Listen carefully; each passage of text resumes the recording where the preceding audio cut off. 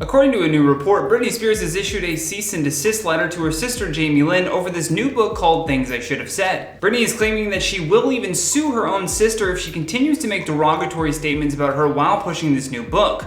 Her lawyer Matthew Rosengard is claiming that the memoir from Jamie Lynn was ill-timed and contains several misleading or outrageous claims. That being said, Britney admitted that she has not actually read the book. Instead, she just believes that her sister is exploiting her for monetary gain. I'm guessing that's what her inner circle is telling her right now. Yet, despite not even knowing what's inside of the book, Rosengard writes in his letter, "Publicly airing false or fantastical grievances is wrong, especially when designed to sell books. It is also potentially unlawful and defamatory." He then adds, "You recently reportedly stated that the book was not about her. She takes you at your word, and we therefore demand that you cease and desist from referencing Britney derogatorily during your promotional campaign. If you fail to do so or defame her, Britney will be forced to consider and take all appropriate legal action." Britney and her sister have been basically going back and forth over social media following Jamie's recent appearance on Good Morning America to promote the new book. The book is Jamie's attempt to take control of her own narrative and share her life story. This includes her young daughter's near-fatal accident in 2017, her relationship with Britney, and more importantly, how her family dynamic changed when Britney became famous. I watched the Call Her Daddy podcast with Jamie Lynn, and there were a lot of really eye-opening moments in that interview.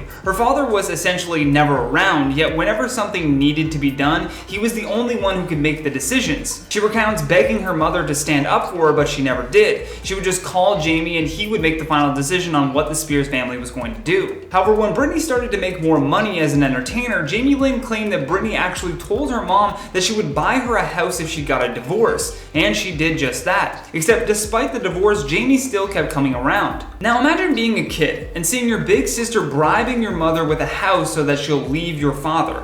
And even if Jamie comes back, he now has to live in a house that was paid for by his daughter. Like, the reason why he wanted to hold on to that conservatorship for so long finally makes sense. You're looking at an emasculated man who saw his own daughter break up his marriage, and then when Britney started to burn out from performing so much, he used that as a moment to take back control. This really shows you just how much money can affect that family dynamic. Now, some of the derogatory statements that Britney is probably referring to would be the parts in the book where Jamie Lynn describes Britney's past behavior as becoming both erratic, paranoid, and spiraling. In the podcast, she said that her sister started changing in 2002, and that she described an incident where Britney allegedly locked herself in a room with a knife and told Jamie Lynn that she was scared. She goes on to say, "This was a brilliant young woman who was going through a hard time, and if she couldn't stand up herself, then somebody should have. I wasn't an adult then. I couldn't, but somebody should have said, 'Stop the presses, give this girl a minute.'" And in a recent post by Britney Spears, she went off again on Jamie Lynn and her mother, saying, "I flew home to Jamie Lynn on the couch watching her TV shows right after Justin and I broke up. I was a ghost there.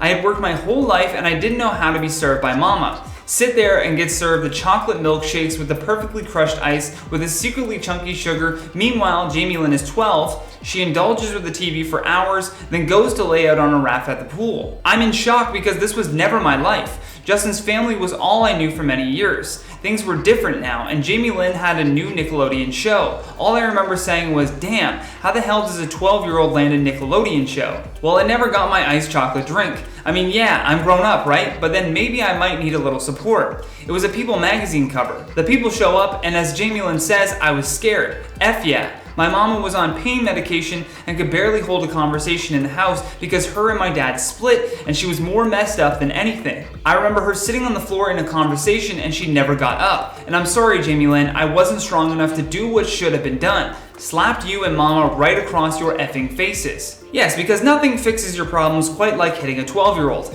That recent rebuttal from Britney may have been the turning point for some of her own supporters. One person writes, what? What exactly was she expecting a 12-year-old to do about her breakup? With another adding, your legions of superfans have misled you to believe you are never wrong. This is reckless. And she's not wrong. As I said in my last video, this all seems like miscommunication after miscommunication. What we need are these two to just sit down in person and work this all out. I'd love to hear your thoughts on all this though, because that's all the time we have for today. So stay classy, and I'll see you in the next one.